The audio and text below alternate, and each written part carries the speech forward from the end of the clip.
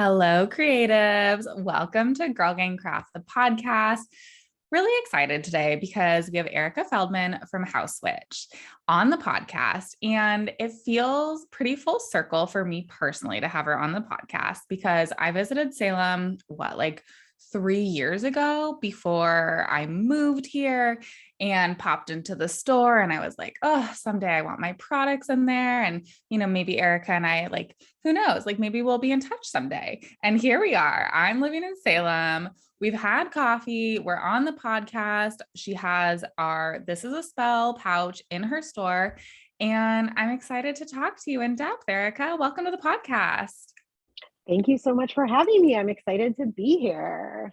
Thanks for being here. Can you tell everyone who doesn't know who you are, and what is HausWitch? Yeah, absolutely. So my name is Erica, and I am the owner, founder of HausWitch Home and Healing, which is a brick and mortar shop in Salem, Massachusetts. And we also have an online store and really a very cool website. I would advise everyone to check it out. You can get there from housewitch.com or housewitchstore.com. We have a community page with tons of free articles and posts about spells and magic and the seasons and tarot spreads and just everything that somebody might get if they came into the store just from hanging out and chatting with us. We try to translate that for our website as well. And we also have our own line of magical ritual cleaning products called HausMagick. And I have a book that I wrote that came out in 2019 called HausMagick, Transform Your Home with Witchcraft. So you do so much.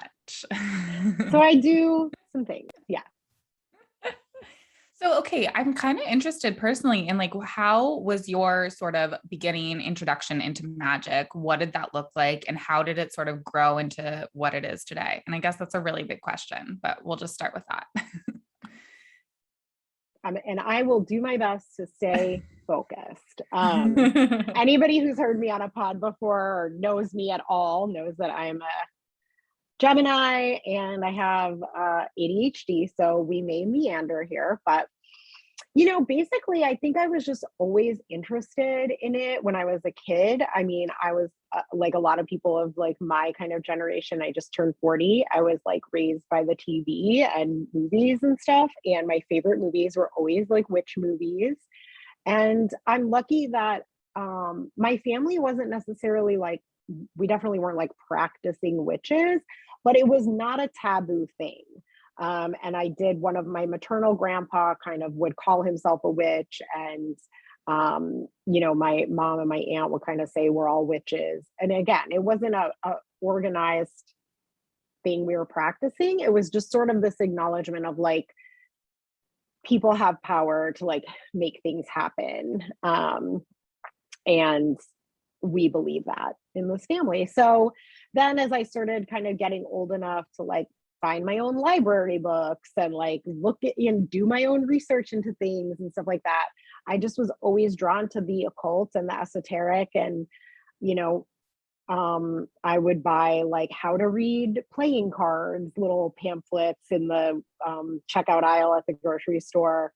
I feel like grocery stores were like a lot different back in the day because I also think I got my first book about runes from the grocery store. So anyways, and it just kind of grew from there. And then like the kind of like perfect storm event that happened was that The Craft came out when I was 14, and it just like aesthetically was everything I wanted. Like sort of community wise, I like definitely wanted like 4 badass close friends or 3 that we would like do witchcraft together. I'm lucky in that I did have a really close friend who also wanted to practice Wicca in my bedroom. And so that was kind of that. But then I was actually, and no shade to Wicca or Wiccans, but it did not resonate necessarily with me as much. I didn't come from a place where magical tools were super accessible. Herbs and different kinds of candles and stuff like that just like wasn't something I could find in my hometown. And so I kind of fell away from it for a while. And then it wasn't until I realized there was an intersection when I was getting my bachelor's degree in history, that there was an intersection where I could really be looking at witch related history, which would fold in my kind of like feminism that has also been a part of my life since I was little. My mother is a very, I wouldn't necessarily say radical feminist, but maybe, she definitely always was like, I had a girls can do anything sign in my bedroom, when I was like from a baby on. And so that was really where, as an adult, I think, and where kind of like how the seeds of HausWitch got planted was when I was taking like witchcraft in early modern England, and just really seeing how this archetype sort of was transformed from being something that people saw as really necessary as part of a community, to have a wise woman, to have a medicine woman, to have a midwife, to have all of these things kind of, rolled together. And, the witch contains multitudes. There's a lot of different iterations of that. And not everyone who was persecuted in the witch trials was a medicine woman or a healer or any of those things. But it was really interesting for me to track that kind of from where it went from being this thing that, people really supported and, wanted in their lives, to being something that people were being killed for, that communities were being ripped apart for, and ultimately something that did become so taboo. And then in there somewhere, I started practicing again. I just felt a little more empowered, I guess, to like design my own brand of witchcraft, which is what the mission sort of HausWitch is. And what I'm really passionate about is, kind of trying to push back on some of this gatekeeping kind of stuff, that really disempowers people, because I'm out here at ground zero of Witchtown, as I mean, this is like where people come to learn more about witches, to understand how witchcraft is practiced. And, really the thing, I think it's such a liberating thing. I want everyone to feel empowered to practice it, to take their own spirituality into their own kind of hands, and really be able to tap into their personal power. I want everybody to do that. And what I see from people, again, the thousands and thousands of people that come through my store every year, is that people just feel really disempowered. They feel like they have to have a certain pedigree, they have to have a certain education, they have to, know a certain amount about tarot cards and astrology and all this stuff. And so something I'm really passionate about, and I think why HausWitch resonates with people, is that we just try to do our best to push back against that.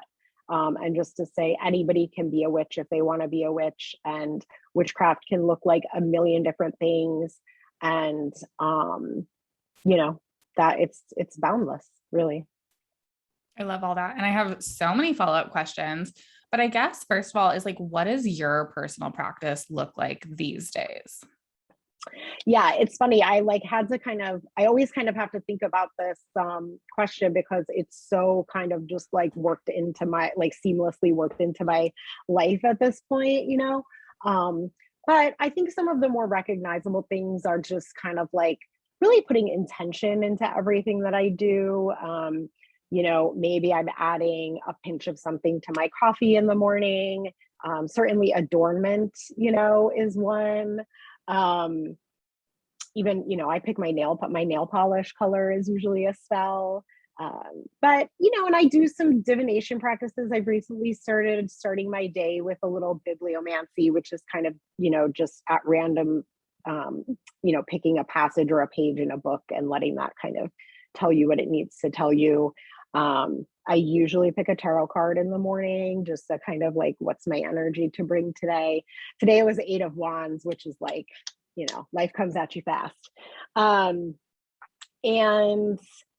I'm trying to think, just like I said, the intentionality of it. Right now I have an herb garden that is like, feels like where a lot of my magical energy is going, because just tending to it, and being able to kind of harvest herbs. I grew up in a very urban suburb of Chicago. And so I didn't really have a lot of experience with like nature and gardens and growing things. So it's been really rewarding for me to kind of pick that up.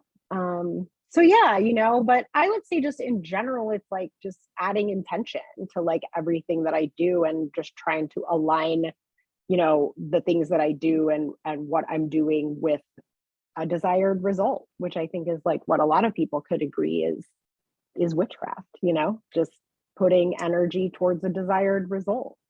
And what I feel like I'm here to say is that like truly that can look like so many things.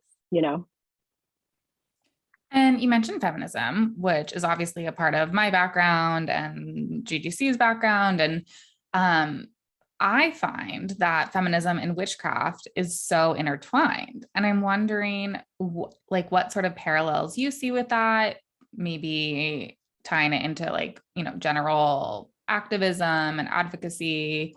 You also mentioned like accessibility for people to access witchcraft. I don't know. What are some of your thoughts on that, those connections? Yeah, I mean, like arguably that's sort of what my master's degree is in. So Great. it's a really big topic, obviously. And there's a million different ways that these things intersect, I mean, part of it is just kind of energy and descriptors and labels that patriarchy has put on like powerful, knowledgeable women, right? So it's like, if you look back at sort of like the witches, like would witches see themselves as witches is like a really important, kind of distinction to make, because they might not, like witches from mythology or something like that, might not have even seen themselves as sorceresses, they might have just felt like they were just like babes doing their thing. But it's because like they had a thing to do and they were doing it. They become this kind of like threatening thing that then needs to be like labeled with this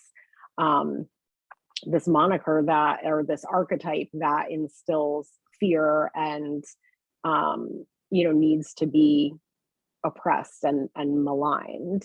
And so it's really messy. It's a messy intersection. And something that I think kind of disappoints people, but I actually think that it's a really interesting thing to consider, is that a lot of people kind of want to believe that there is this like ancient mystical lineage that has come down, especially in like sort of European territory, like a Dianic cult, or, just some kind of like overarching coven vibe over the centuries or the millennia that, then now Wicca has stemmed from that, and and that's not really true. It's much messier than that. And the political implications of the witch persecutions have just as much to do, class reasons and political reasons have just as much to do with kind of, the religious aspect of the church wanting to tamp down on these sort of pagan earth religions. That's of course very important to what was going on, but in a lot of cases in Europe, which is mainly what I looked at, and then here Salem is like kind of an outlier. It's not always useful to bring it into this conversation, but it's just messy. There's the religious aspect. There's even more than just the religious aspect, though, and this is, I think, where feminism and witchcraft is really important, actually, is that, and there's a fantastic book called Caliban and the Witch, which also has an abbreviated version that we carry in the store called Witches, Witch Hunting and Women, by Sylvia Federici, who's an incredible academic historian who has tied class and the loss of common land and the loss of bodily autonomy of women in this period of capitalism kind of ramping up. So that would be like the early modern period, right before the Enlightenment and the Industrial Revolution.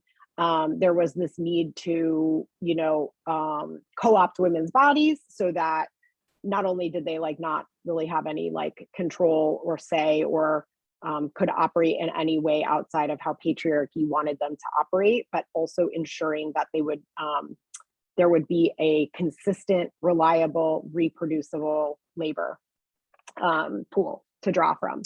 And so those are the things that I find very interesting about I think it's once I learned that there isn't really this kind of like overarching coven cult that existed for thousands of years, I had to like let that fantasy go myself. But once I did, and I found where there really is the intersection of feminism and witchcraft and like what it and what the oppression of women and how that lined up with the oppression of witches and alternate forms of like technology and knowledges and languages that were outside of the norm or outside of like Christian patriarchy. That's actually when it got more interesting to me. So anyways, I see the witch as an incredible feminist archetype with tons of opportunity to reclaim a type of powerful, unapologetic, femininity, dark, a darkness. It's to me, it's the antithesis of this kind of sweetness and light idea, right? Which is like what, again, like Christian supremacy, white supremacy, patriarchy wants women to be. And I just think there's so much opportunity with the archetype of the witch to flip all of that stuff. And again, to feel empowered by turning the tables on that kind of vibe. Yeah. Thank you for sharing all that. Yeah. I hope great. that answered your question. Like I said, arguably like my entire career is about fleshing out this kind of idea and that connection. So it's definitely a little bit hard to like wrap it up into a neat little answer, but I would encourage anyone who resonates with this idea or this conversation to, there's tons of really cool and interesting work being done on this now, but I also think that, like I said, the Sylvia Federici, I don't know if you do show notes, but we should definitely link to it because it's incredibly interesting and honestly so prescient based on what is happening right now. Just really, really couldn't be more on topic, actually. So yeah, so like today then, how do you think witchcraft plays in the place that we live in today? Like, how can it empower us individually and also like connect us in community and also sort of like in opposition to the patriarchy and powers at play? Yeah, sure. I mean, I think the personal empowerment piece is, kind of what popped into my head immediately, which is just sort of like, if you feel personally more empowered in your life to like make things happen, like there's the obvious sort of like, then you can maybe make things happen like for people, for your community, for, the people around you in helpful ways. If you have just more energetic space in your life because you're not having to face as much kind of like resistance, then I think you just have more energy to be able to confront some of this stuff that's going on instead of feeling really in despair or really helpless, and I think the community aspect of it is, what popped into my head around that is like when I first started the store and we started doing events at the store and this community like kind of came out of nowhere and just like blew me away and has become so important to the foundations of like the whole business. But I remember just all of us one night kind of hanging out like after a moon circle and we were talking about, somebody was like, oh, I'm really like scattered right now. And somebody was like, oh, well, that's because your Mercury is in so and so, and this is doing this right now. And just the way everybody lit up, like being with a group of people that spoke that language, which, again, that was 7 years ago. So I feel like astrology has definitely like had a glow up since then. And so it's a little bit more common. But back then it was like, oh my God, like I don't have to be like ashamed that astrology really resonates with me, and that does feel like more of an explanation for why I'm feeling the way that I'm feeling than like what other people have been telling me, or what, I don't know, like what magazines tell me I'm supposed to feel like, or what, do you know what I'm saying? What the dominant culture basically like supports and says are like real ideas. And I think one of my favorite things about being a witch is that witches just exist outside of the dominant culture and the dominant narrative. I think that's the one thing that can kind of bind all of these multitudes of different ways of being a witch, is that ultimately, if you are identifying as being a witch, you are identifying with being an outsider in a way.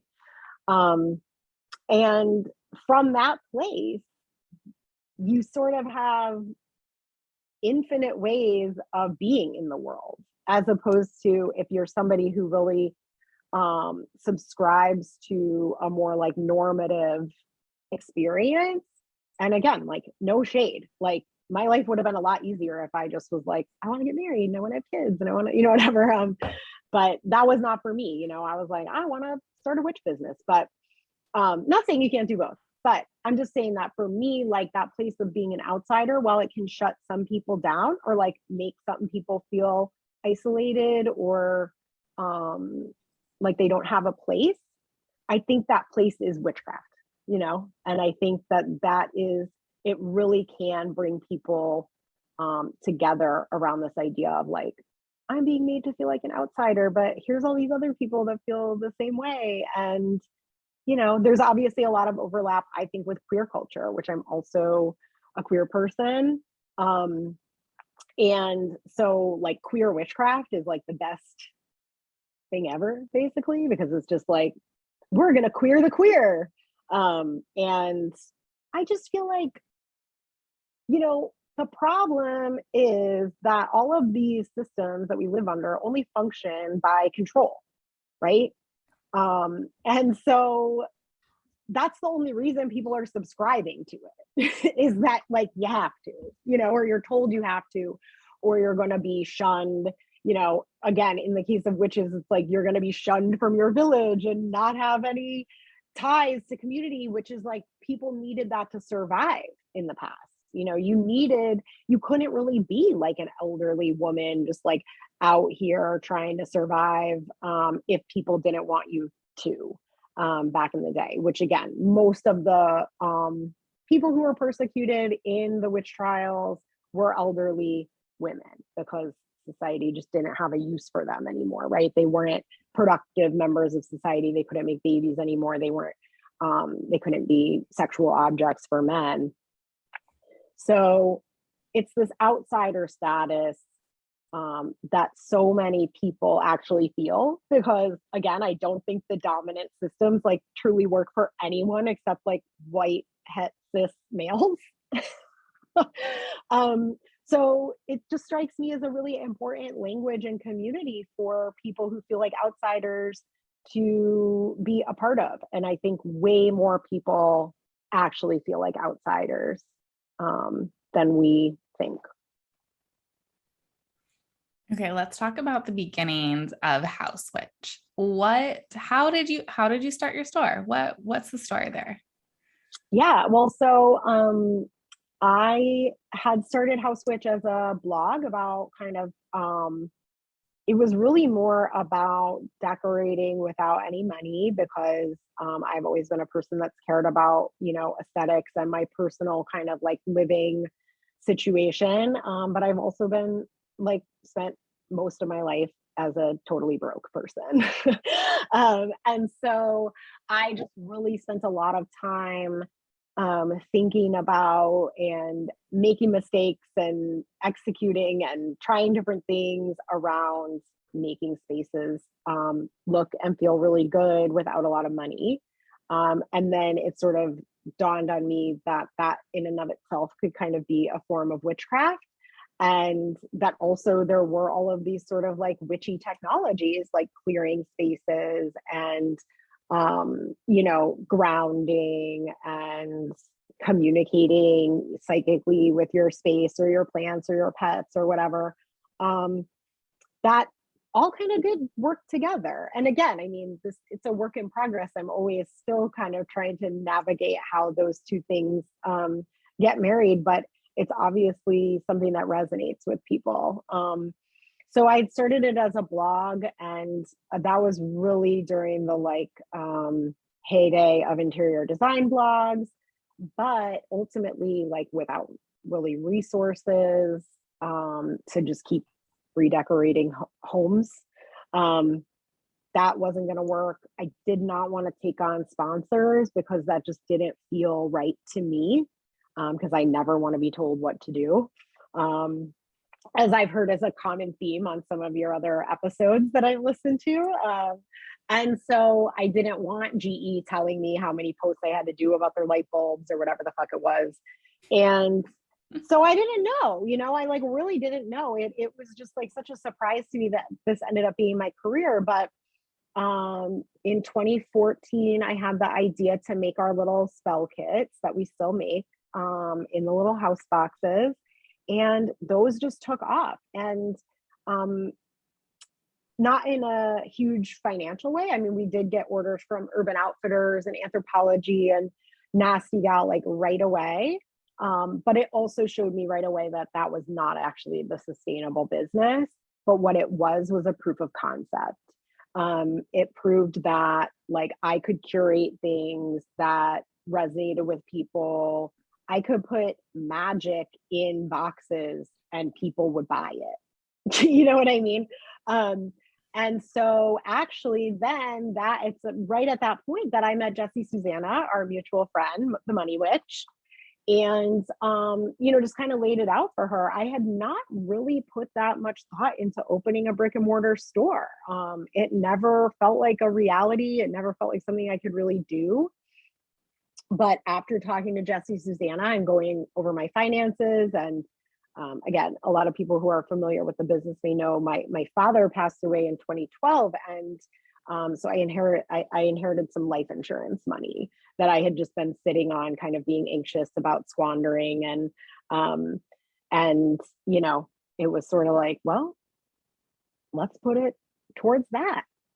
And so that's how I bought, the inventory that I opened the store with, which, if you go back and look at old pictures of the store, it was empty basically. But yeah. And so then I opened in 2015. And again, I mean, it was a hustle right from the beginning because I signed my lease May 1st and then I had it open June 3rd. One of the things that was really important was that when I walked into our space, I could see that there wasn't an overwhelming amount of build out to be done, because again, I had probably enough money to buy that inventory to stock the shelves. And that was about it. You know what I mean? And so I walked in, it had hardwood floors, it had beautiful light, it had a brick wall. And that's kind of the moment it became possible, I guess. And so luckily I didn't need to do much to it. And so I could open it a month later and the rest is history, How is your store different than the rest of the stores here in Salem? It's pretty different, I would say. It's just, I think a lot of the stores here are just based in a different kind of spirituality than us. And I also think that a lot of the shops here are just more based on the tourism industry, which again is no shade. You can totally have a very nice business here in Salem, being open April to November and just running your life that way. And great. and who knows, maybe someday HausWitch will evolve into that too. But, you know, I'm just grateful that I've just followed the flow of it, and our brand resonates with people year round. And they do appreciate the break in, you know, like this certain kind of very like dark aesthetic that a lot of the other shops have taken on.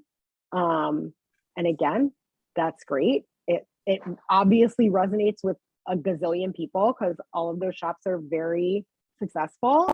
It's just not for me, you know. I thought I was really opening like an interior design store, first of all. You know, where I would sell these like little like accessories to like, you know, witchcraft kind of interior design adjacent witchcraft. And that is still what we do, but you know, we definitely no, that is what we do. I won't even say, I mean, we obviously think about how to cater to tourists because that's a huge part of our customer base, but it's never how can HausWitch cater to tourists as much as it is like how can HausWitch make something authentic to HausWitch that will resonate with tourists. And for us, it's really important where we source our products from is really, really important.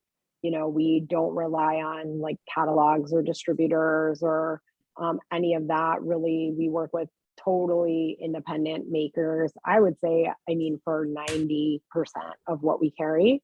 And so it's actually become one of my favorite things is really thinking about how to leverage this kind of stuff that we can get from those types of people and those types of makers into souvenirs. Because I think people like just automatically associate souvenirs with kind of mass produced, kind of cheesy stuff. And so I love the challenge of saying, you know, how do we make a souvenir feel really, you know, authentic, really magical, and, you know, again, sourced from a place of being someone's business that they're obsessed with rather than, you know, like a sweatshop, you know, something made in a sweatshop or something made by somebody who, you know, is not being paid fairly for their labor or, you know, whatever it is. You know, that's a big distinction that we like to just point out to people that, you know, if you think about where your stuff is coming from, you know, mass produced coffee mug from, you know, wherever is going to feel much different than a coffee mug made by a potter who, you know, is so grateful to be able to do what they do for a living. And this is really their art and their heart and their soul in this coffee mug. How is that not going to feel like 100% different than something that comes from a factory somewhere where people are being probably exploited, you know? And so I love having the opportunity to change people's hearts and minds about certain things. And so it's awesome being in a tourist town because, you know, my store is a destination store for a lot of people. And I certainly have destination stores that I go to across the country that I see on Instagram. And I'm like, ooh, really want to go to that. But the thing is, then you're mostly just getting people who are already signed up for your stuff, you know, or your kind of ethos or your, you know, your way of doing business. And so that's kind of the cool thing about being in a tourist town is that it's all kinds of people from all kinds of places. And to have the opportunity to say, witchcraft is about making sure people are being taken care of in their lives. Witchcraft is about helping other people. Witchcraft is about having fun and being irreverent. Witchcraft is about all of these different things. It's really cool. It's like a really cool job. What have been some like roadblocks or bumps in the road for you that you've had to overcome in this business? Yeah, I mean, I think I've been really pretty lucky. I would say like I have really been the only thing standing in my own way, which, you know, I think a lot of people will probably be able to understand, you know. I've talked a little bit before about how just like growing up in scarcity, and growing older in scarcity, has definitely made it hard to, you know, just get past some of these blocks around spending money. And, I realized, a year or so in that, oh, like the spending money never stops. Like you always have to replace the inventory that sells, that a huge part of my job is writing checks or, busting out the Amex. And, that has been just something that I continuously work on to be able to not, when I see a big, bill come through, to understand that, in retail, that bill is going to end up being, making me twice as much or more money, but that's the long term. And in the short term, sometimes it can be really hard. COVID obviously really, I think more than anything, because again, like we were always so supported from our community that we never really got into a place. And again, and I love to be transparent about this kind of stuff, I did take a big loan from the government, and that really helped just my sanity in general, just knowing that we had that to fall back on. But just the mental aspect of it all, financially, like I said, in the very beginning, we were very supported by our customers. I couldn't believe really how much people were still supporting us during this like very turbulent time. And then, I got the money from the government, and that really helped. But the mental and psychic and emotional like roller coaster, it's just like, my nerves are shot. It's just the nervous system roller coaster that we've all been on these last few years, between supply chain and then, for us having a brick and mortar. And again, this is like a little bit of a downside of the tourism, is like here in Salem and in Massachusetts, a lot of people were very compliant and cooperative with masking and vaxxing and all of these things. But not everybody coming here from out of town was doing those things. And so that's when we started getting all this pushback about, again, and not us personally, but in town, there was a lot of people getting pushback. People could not keep their stores staffed because people were being such jerks about, the pandemic compliance stuff. And that just, so we ended up, I had the store, the brick and mortar closed for a lot of COVID, the really bad spikes, just because we could run the business online. It took definitely more hustling to be able to make enough money with just online. But at the end of the day, the risk of somebody in my staff getting sick, all of us getting sick, which did end up happening, but once we were vaxxed and boosted and everything, so it wasn't too bad. But, and so then we're always having to weigh, like, should we close? Should we bring masks back? Like, do we need an occupancy limit? Like, just all of that. We've had to jump through so many, it's just like felt like an obstacle course, and so I would say, those are really kind of like the big things. Other than that, I've been really fortunate. We all just have to learn by doing. There have been some staffing snafus, I would say, over the years, but again, that's just like, first of all, it's just like parenthood, where like you have to keep growing yourself. You have to keep like confronting and addressing your own personal stuff in order to be a better parent. I think, I don't have kids, so, but that is how it feels with my business, is that in order for me to be the best boss I can be to my coworkers, in order for me to be the most clear about decision making and, where to grow the business and what opportunities to take and all this kind of stuff. Like, I'm in therapy. I do a lot of self-help work. I do a lot of, healing from, my childhood and stuff like that. So again, I think in my case, most of it has just been my own obstacles that I've created and have had to work through and heal from and all that kind of stuff. What advice do you have for other small business owners who, well, let's start with this. What advice do you have for small business owners who want to open a brick and mortar?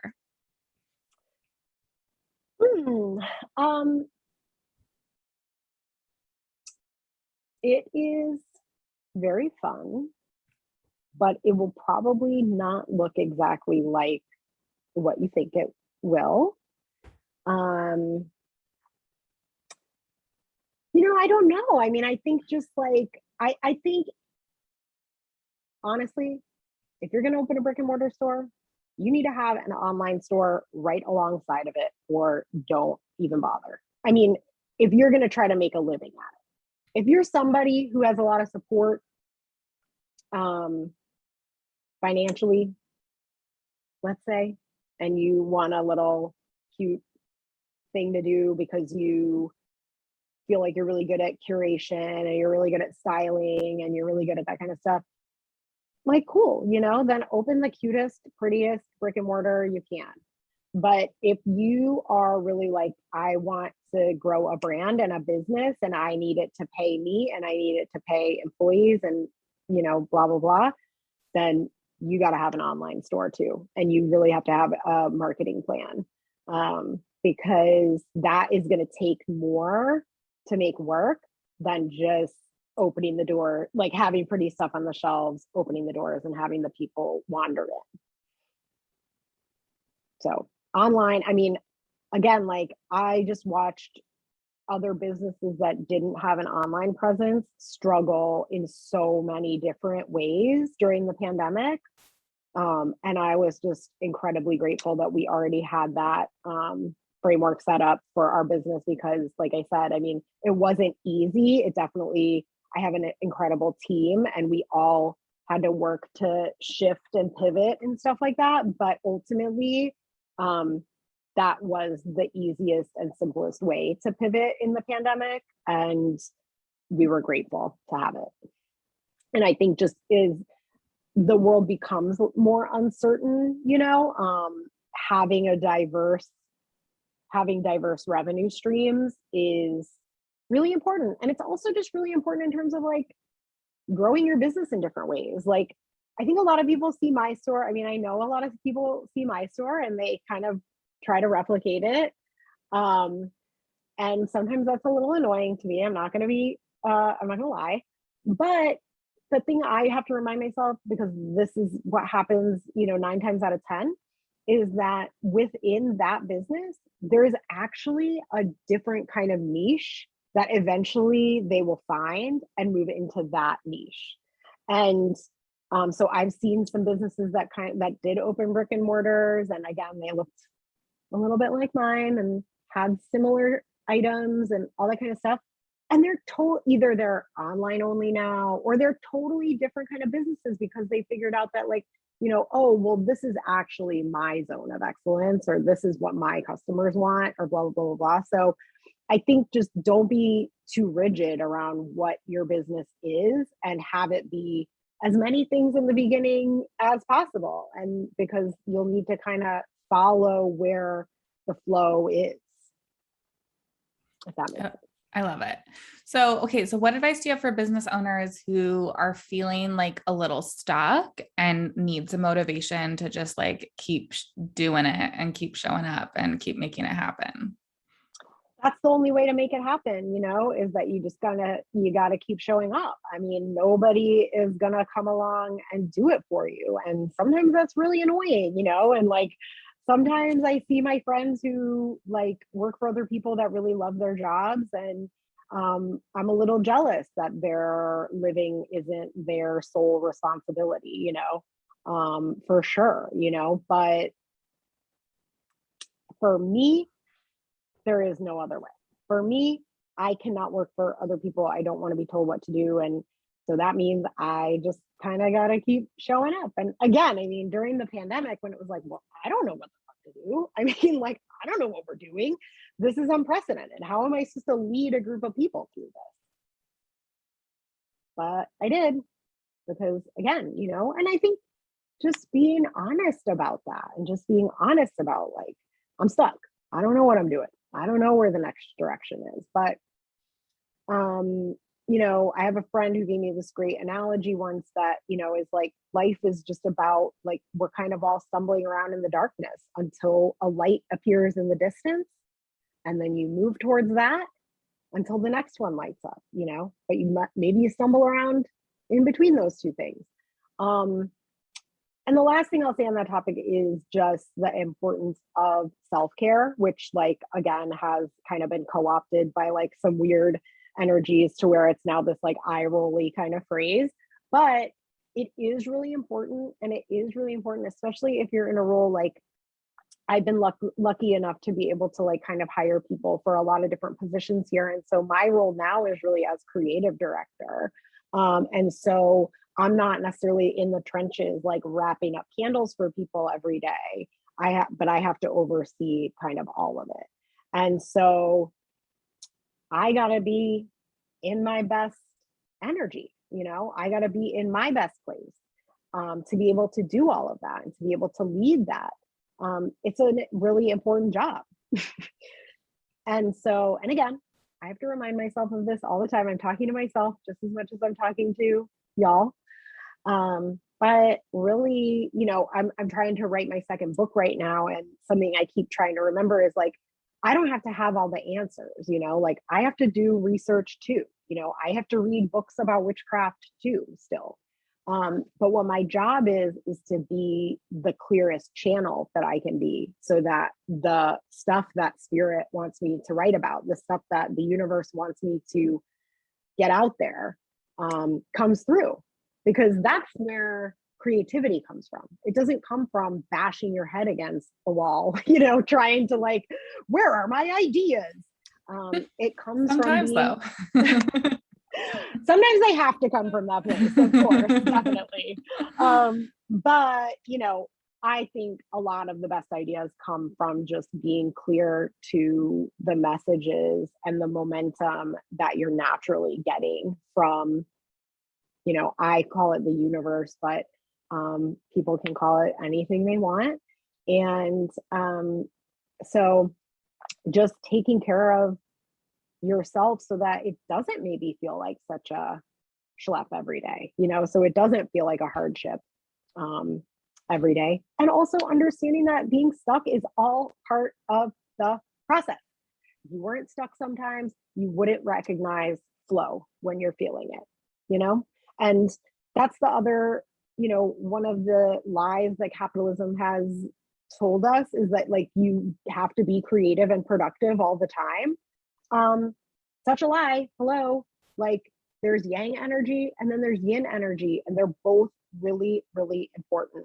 For me, I'm in a phase of my life where, again, after this pandemic, just my nerve, it's not over, but after the last few phases of this pandemic, turning 40, all this kind of stuff, like I just don't have the energy and I just don't have the bandwidth that I used to, and that's okay. But that means that I need to create a little bit more space for like yin energy in my life, especially because actually my job is really demands a lot of yang energy, so don't get too down on yourself. Like just, you got to be your own cheerleader, I think, when, and that's a really important skill to hone too. And again, when I'm still working with myself, but yeah, no boss is going to come in. No boss is going to come in and tell you what to do, but no boss is going to come in and tell you you're doing a great job and giving you a pep talk. You have to do that for yourself. Yeah, absolutely. And then piggybacking on the like, sometimes the best ideas come when you're a clear channel. Like for me personally, those best times are not when I'm on my computer answering emails, like, or it's like the opposite of that not. energy. Yeah. So like that stuff comes through when you're like taking a shower or going on a drive or going on a walk. And those little bits of energy, those are also work, but those are not like head down on your computer. And that is going to be sort of the backbone for that light that you move towards, if you will. So no, 100%. Definitely and that's agree. exactly, it's interesting that you would like tie those, because that's exactly where I'm where I've been like sort of the last couple years really stepping into this creative director role, having now, you know, I have like an assistant who's like the operations manager. We have a social media person. We have the shop people that work in the shop, like really retraining myself from thinking that answering emails and like bashing my head against my desk is work. Or, you know, just the more obvious aspects of like, you know, that not working in the store, not packing orders, not doing all these like really, you know, hands-on things, that work can look like me just like on my porch with my feet up reading a witchcraft book, because that's what I need to be doing to channel my book, or not even doing anything. Like truly, I have really started to appreciate just like laying flat on my back under a ceiling fan is like, can feel so good if you just say, you know what, I'm just not going to do anything. How often do we give ourselves permission to do that? You know, because even if we say we're going to rest, well, then it's like, well, I have to rest this amount, or I'm going to scroll on my phone while I'm resting, or I got to read a book or whatever. And I've been really trying to train myself to just like do nothing more. And, but again, it's like I say to like my coworkers all the time, like, well, I don't even have anything else to do the rest of the day. I feel really weird and like kind of bad about it. And they're like, first of all, you work all the time. You work more than you even probably know that you work. But as the founder and creative director of this company, like really anything you're doing is sort of contributing.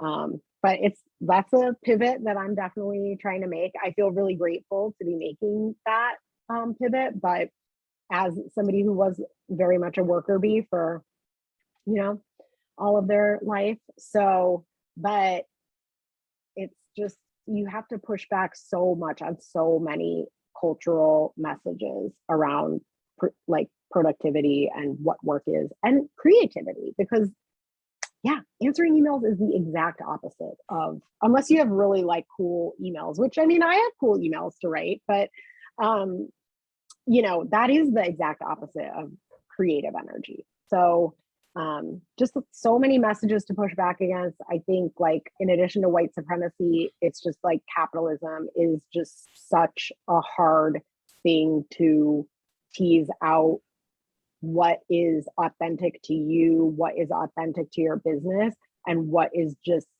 capitalism telling you how to do things and what's what and what success is. That's something that we've definitely kind of redefined around here, which feels important. And yeah, just like undoctrinating yourself. Is that a word? I don't know. Sure.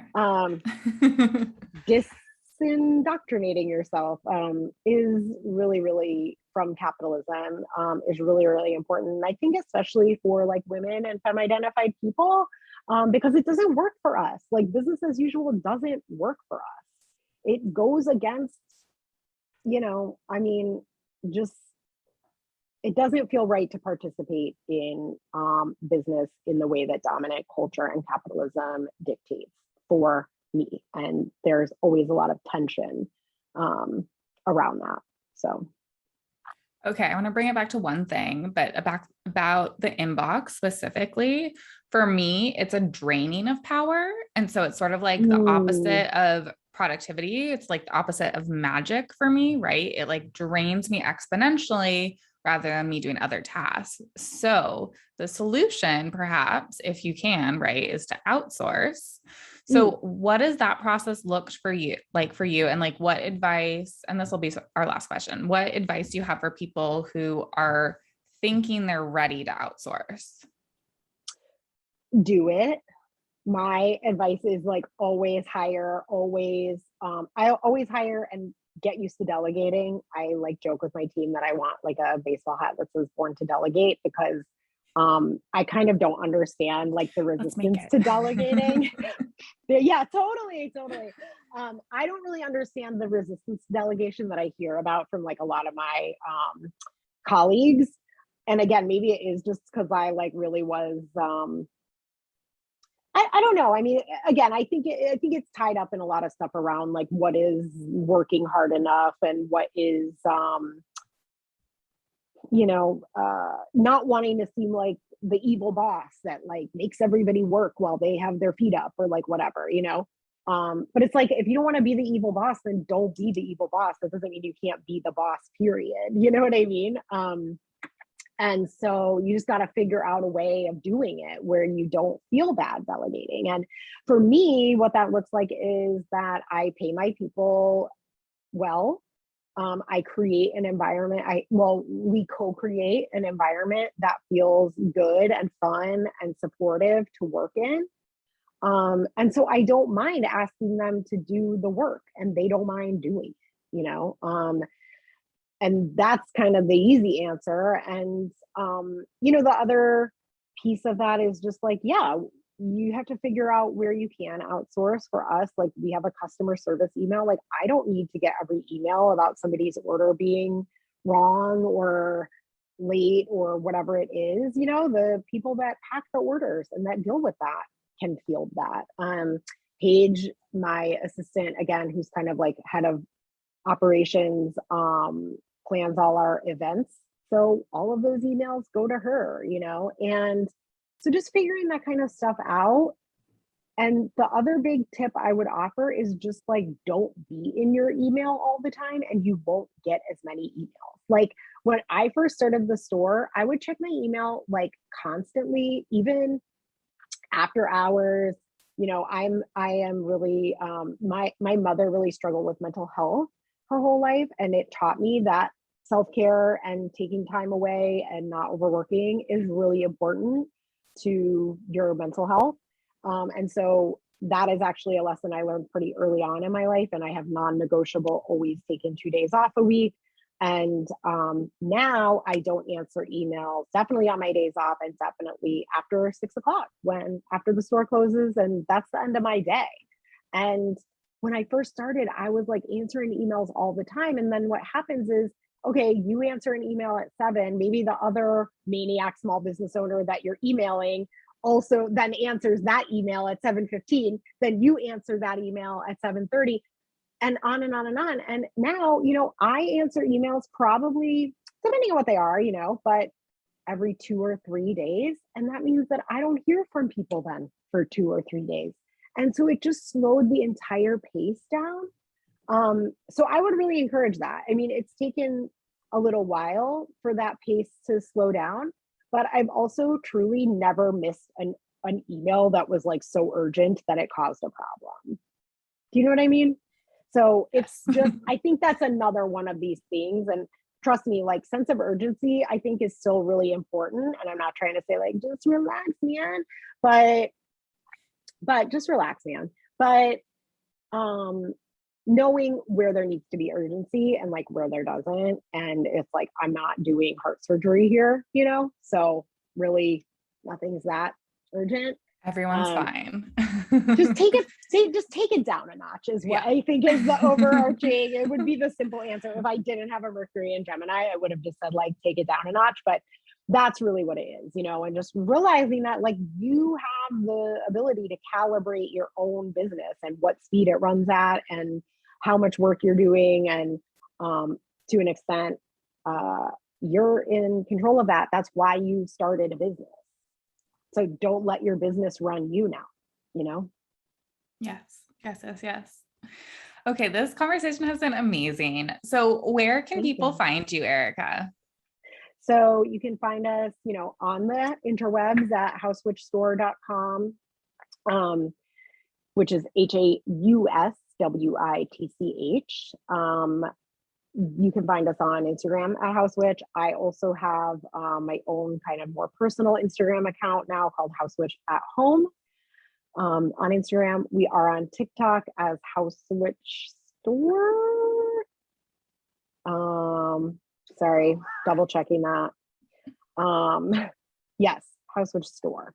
I started an account as HausWitch Shop, but I don't do anything because I'm not making videos. But and you can find links to all of those things at any of those things, and you can find my book like everywhere, but buy it for me.